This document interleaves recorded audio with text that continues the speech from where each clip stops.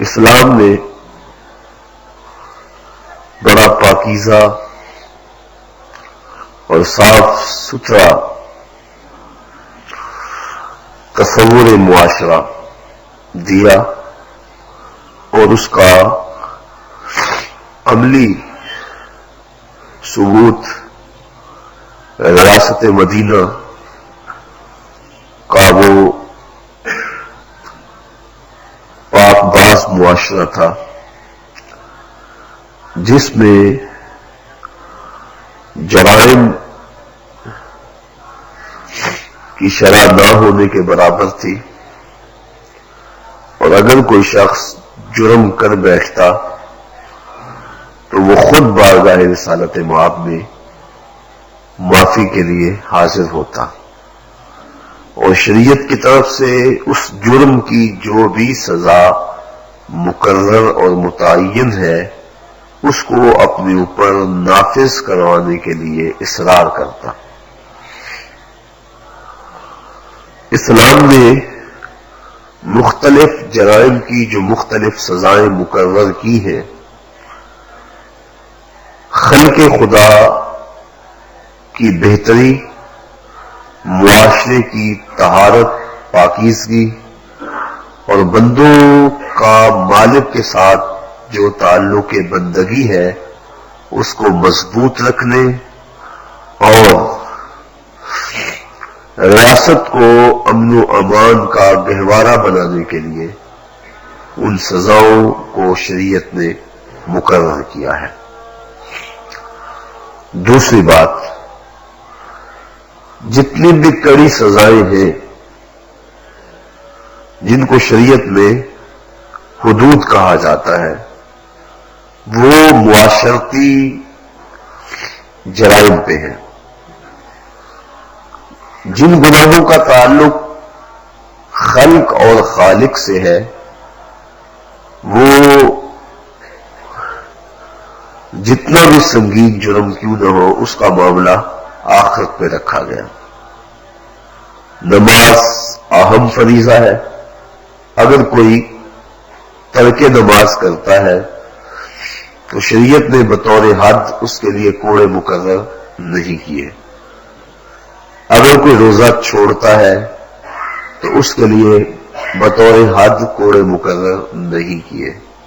اور بھی جتنے بھی جرائم ہیں جن کا تعلق حقوق اللہ سے ہے تو اس کی سزائیں آخرت پہ رکھی گئی، لیکن جن گناہوں سے اور جن جرائم سے معاشرے میں بگاڑ پیدا ہوتا ہے اور انسانی حقوق غصب ہوتے ہیں اور انسانیت کو اذیت پہنچتی ہے، ان کی کڑی سزائیں اس لیے رکھی گئی تاکہ اس جرم کا خاتمہ ہو اور معاشرے میں تمانیت کا نور پھیلے۔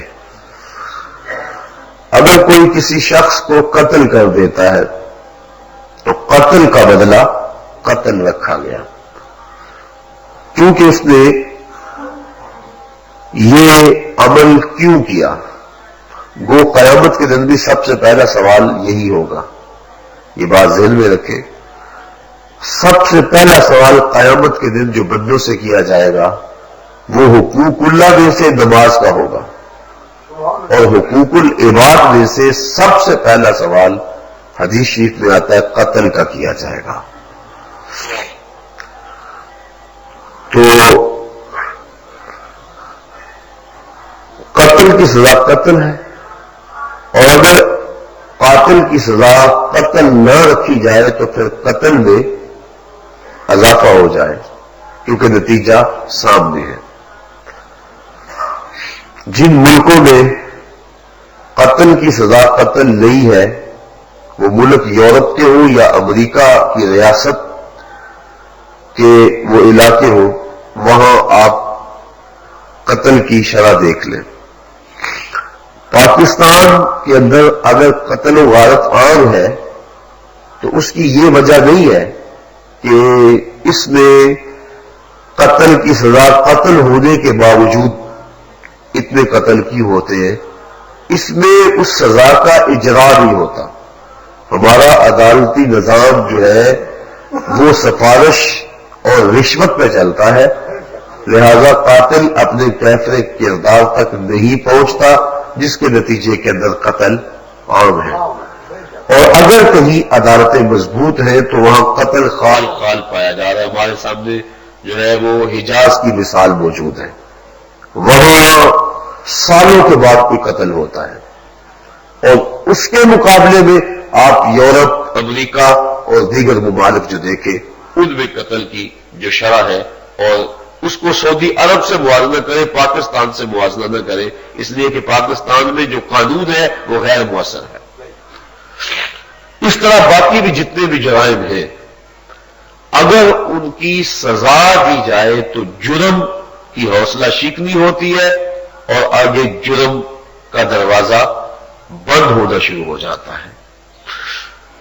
اللہ تعالیٰ جل شانہ نے قرآن مجید میں زنا کو انتہائی بے حیائی کہا، اور اس سے حرج یہ واقعہ ہوتا ہے کہ نسل انسانی اور نسل کا نقصان ہوتا ہے۔ اور ویسے بھی کوئی بھی شریف النفس انسان مذہب سے تعلق نہ بھی رکھتا ہو، اس کی شرافت اس بات کی اجازت نہیں دیتی۔ اسلام نے فطرت سے جنگ نہیں کی، مرد اور عورت کی جو طبعی خواہشات ہیں ان کی تکمیل کے لیے نکاح کا راستہ دیا۔ اگر ایک نکاح سے اس کے ارد گرد تنا ہوا حصار وہ کمزور محسوس کرتا ہے، زمانہ کا تغیر اور تبدل یا اس کی ضروریات یا اس کی خواہشات زیادہ ہے، تو اسلام نے دوسرا، تیسرا، چوتھا راستہ مرحمت فرما دیا تاکہ یہ جائز راستے پہ گامزن رہے، برائی کی راہ اختیار نہ کرے۔ اس کے باوجود اگر کوئی شخص گناہ کا، اس جرم بد کا ارتکاب کرتا ہے تو اگر وہ شادی شدہ نہیں ہے تو شریعت اس کو 100 کوڑوں کی سزا دیتی ہے کہ اس نے نکاح کر لیا ہوتا، زنا سے گریز کیا ہوتا، اپنی خواہش کی تکمیل کا جو راستہ ہے وہ نکاح کے ذریعے سے حاصل کرتا، نہ کہ زنا کے ذریعے سے، لہذا اس کو 100 کوڑوں کی سزا شریعت کی جانب سے متعین ہے، جو بطور حد ہے۔ حد جو اللہ تعالیٰ کی طرف سے چیز مقرر ہے اس کو حد کہتے ہیں، اور جس چیز کو قاضی اپنی ثوابدید پہ، جج اپنی ثوابدید پہ سزا لکھتا ہے اس کو تعزیر کہتے ہیں۔ اس بات کو ذرا ذہن میں رکھنا تاکہ اگلی بات سمجھ میں آئے۔ تو 100 کوڑوں کی سزا غیر شادی شدہ زانی اور زانیہ کے لیے بطور حد مقرر ہے، اور اللہ تعالیٰ نے قرآن مجید کے اندر ارشاد فرمایا الزانیۃ والزانی، زانیہ عورت اور زانی مرد جب یہ عمل بد کرے تو ان کو 100 کوڑے مارے جائیں گے۔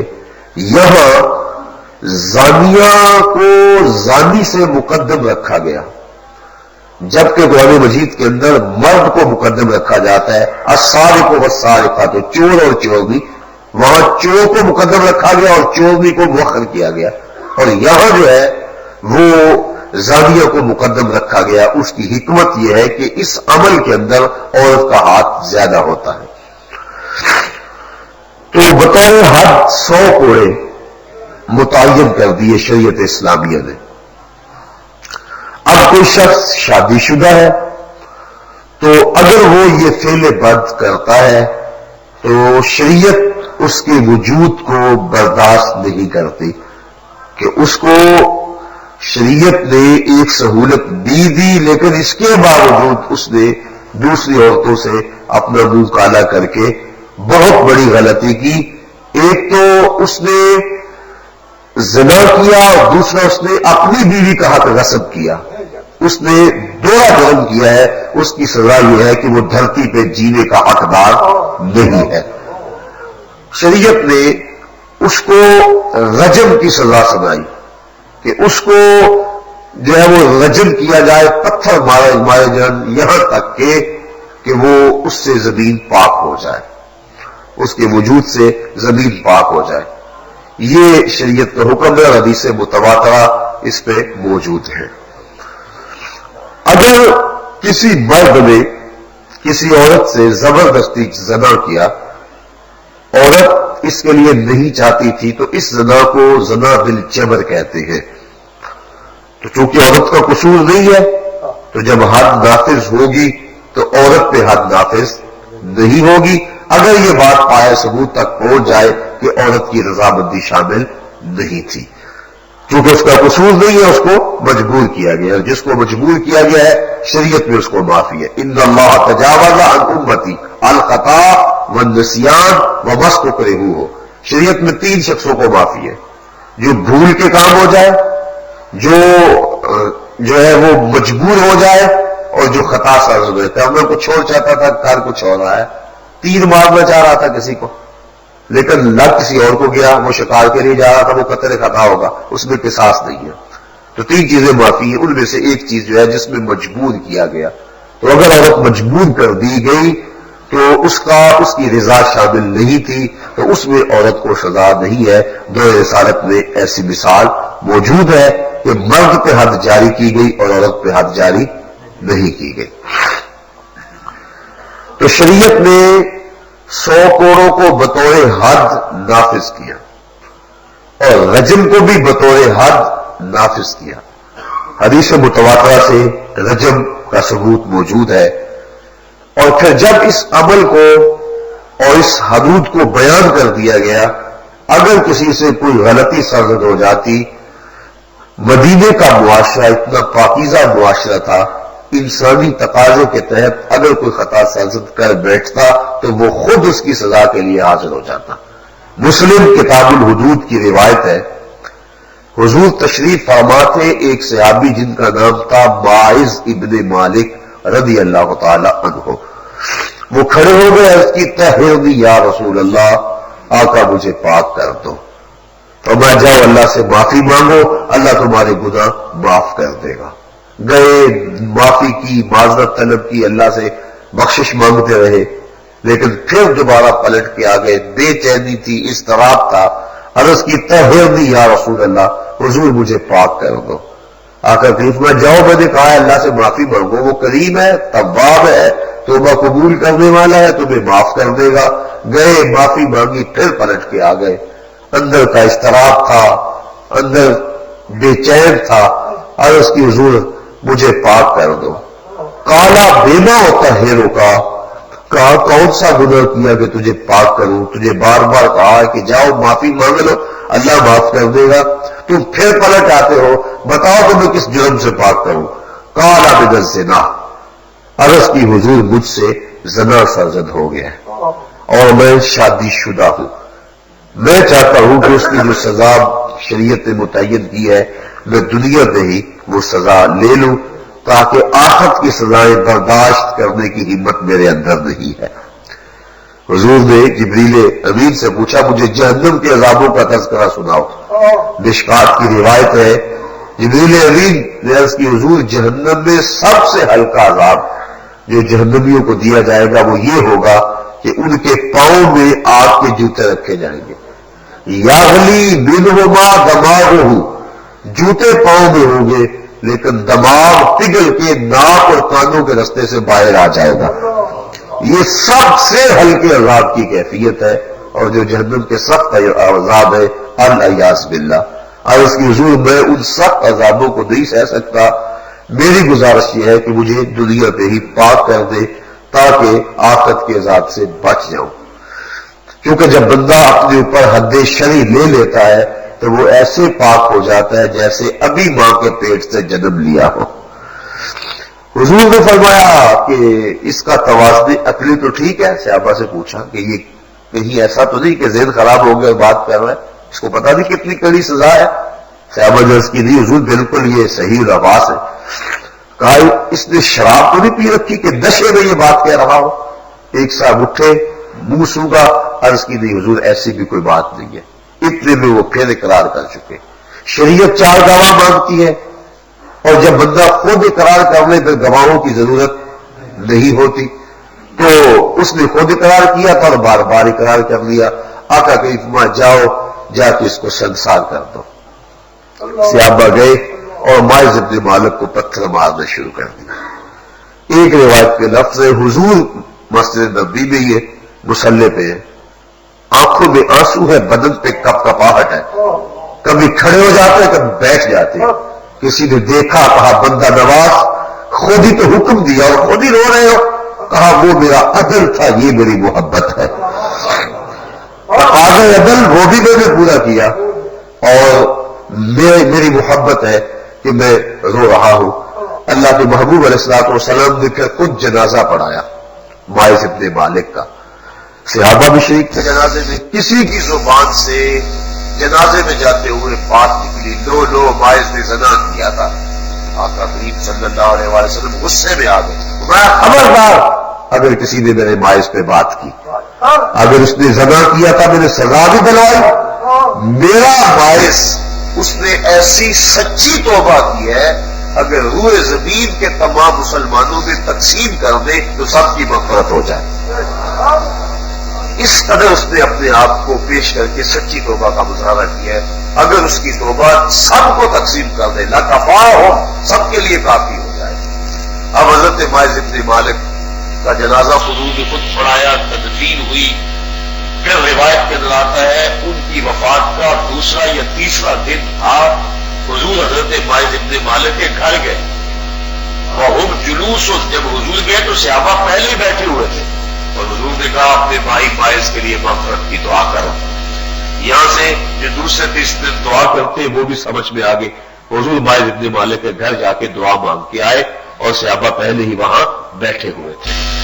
اب دیکھیے کہ یہ شریعت اسلامیہ ہے اور اسلام کا پیدا کرتا وہ معاشرہ ہے، مدنی معاشرہ، جس میں اگر کسی سے کبھی خطا سرزد ہو جاتی ہے تو وہ اپنے آپ کو خود پیش کر کے اپنی پاکی کی بات کرتا ہے کہ میں پاک ہو جاؤں.